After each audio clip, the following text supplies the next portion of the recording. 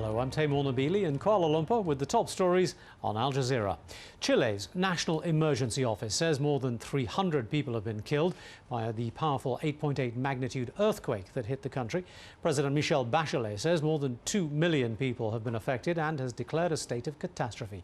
Jason Mitchell is a journalist in Santiago. He says the damage has been extensive in Chile's second largest city, Concepcion, which was close to the epicenter. We know that there's a 15-story building in Concepcion that collapsed, that the authorities have already rescued 20 people from that building, but there's at least another 60 that are still missing.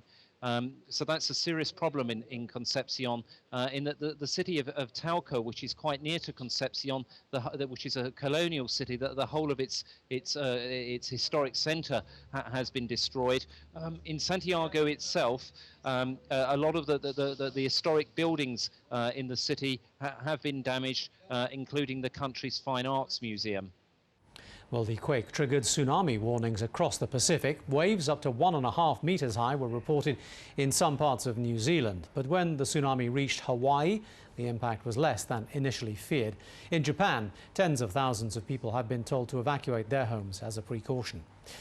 The US military has begun handing over control of Bagram prison in Afghanistan to local officers. But officials say it could take up to a year before the handover is complete, as many Afghans still require training. The prison has recently been revamped. It's been criticized in the past by human rights groups after the death of a couple of inmates and on charges that people detained there have never been charged or faced trial. A bomb blast in the capital of Thailand has raised tensions in Bangkok, the explosion causing damage to a branch of the Bangkok bank. No injuries were reported. Another explosive device was found later. It came a day after the Supreme Court decided to seize $1.4 billion in assets from the former Prime Minister, Thaksin Shinawatra. An explosion in southern China, triggered by fireworks let off during the New Year celebrations, has killed 19 people and wounded another 30. The blast late on Friday is the deadliest incident so far in the 15-day celebration of the Chinese Lunar New Year.